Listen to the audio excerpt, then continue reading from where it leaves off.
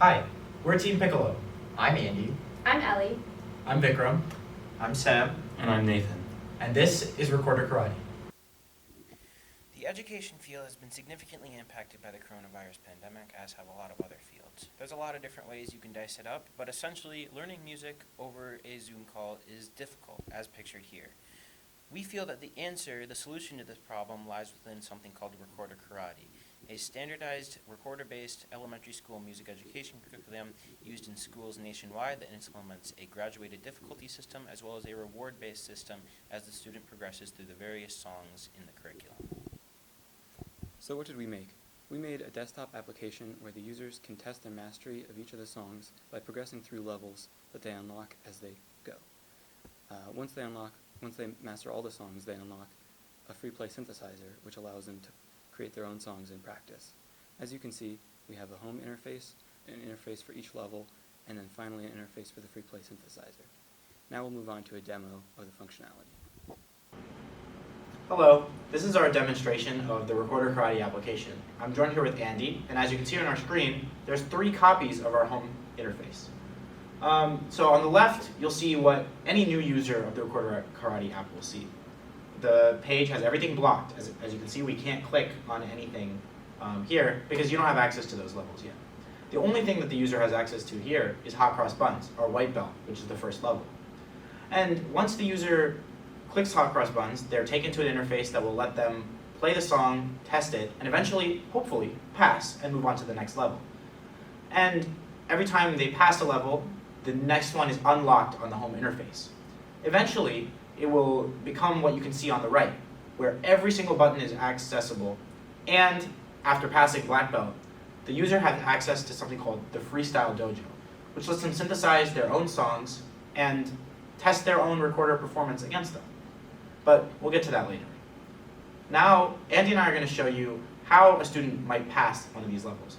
In the middle, you can see the app where currently I have gotten everything up until the red belt. And now I want to pass Twinkle Twinkle. So once I click the level, we're taken to that interface I mentioned before, where we have 3 options. We can play the song out loud to hear what it's supposed to sound like, bring up the sheet music, which I'm definitely going to need, and start recording and testing, and then hopefully pass this level. So Andy and I are going to play this 2 times. First, I'm going to play it off key, probably off tempo, just to show that when the user plays it wrong, it will show them that they played it wrong. And the second time, I'll play it well enough where hopefully I think I'll pass. So Andy, let's get started. Yep, so upon hitting start recording, there's going to be 8 ticks or 2 measures of a metronome, which matches the actual behavior of Recorder Karate in its original form.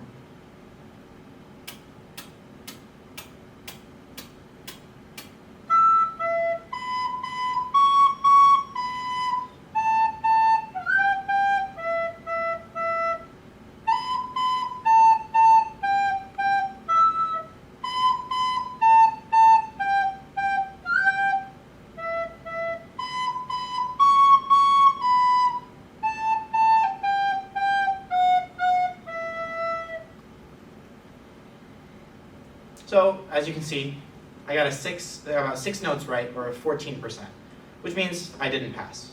But that's not going to stop me. Let's try it again. And this time, maybe I'll try to play it in the right key. Yep, and this time I'll also conduct to get a better tempo.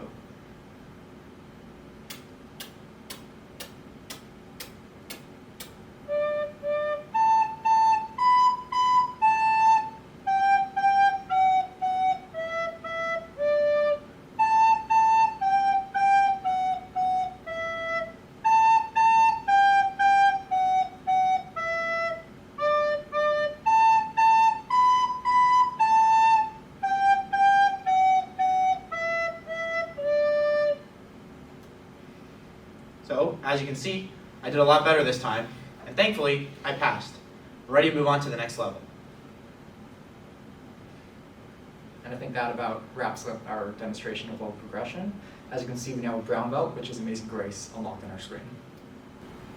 Hey, it's me, Andy, and I'm here to demonstrate to you the Freestyle Dojo that was implemented as an additional feature that could be unlocked upon completion of all 9 belts in the progression.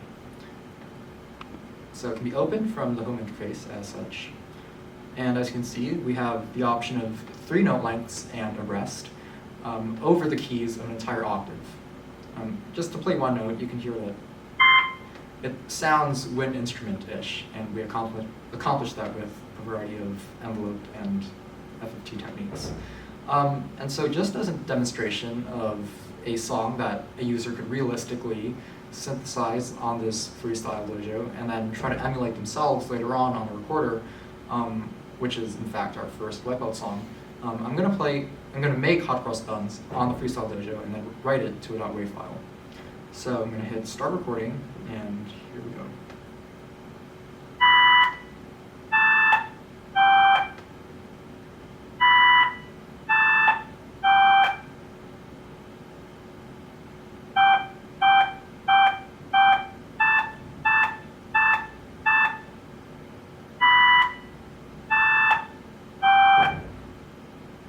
And now when I hit stop recording, we're going to hear the entire thing played from start to end.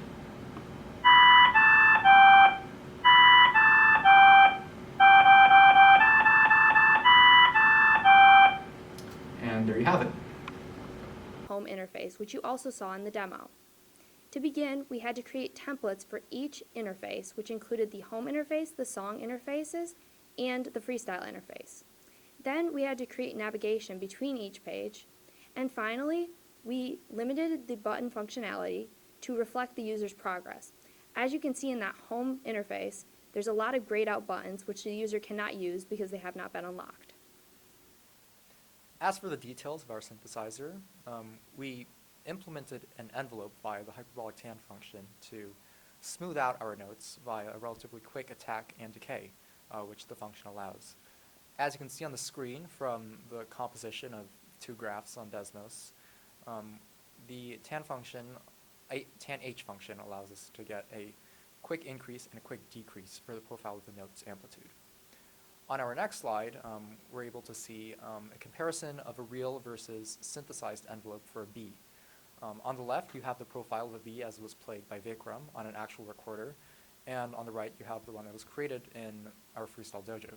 As you can see, a relatively quick increase in the amplitude at the beginning of each note is replicated by the smoothing in the profile of the right envelope. So now we'll go into the details and testing that we did for our transcriber. The transcriber divides the recorded audio into sections with differing lengths based on the correct note, where quarter notes and half notes have different durations. Within each of these notes, we use the correlation method over the range of frequencies that the recorder can produce to find what note is actually being played. As you can see on the right, it's a diagram of how the dot product and correlation method works by taking the dot product of sample sinusoids and finding a single matching value.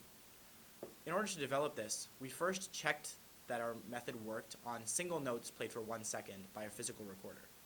Once we verified this would work, we started checking this against synthesized versions of full songs, like Andy mentioned earlier. And then finally, we checked it on song recordings played by a real recorder, which is what we finally used in the demo that we showed earlier. Now, we don't believe that this product is market ready yet.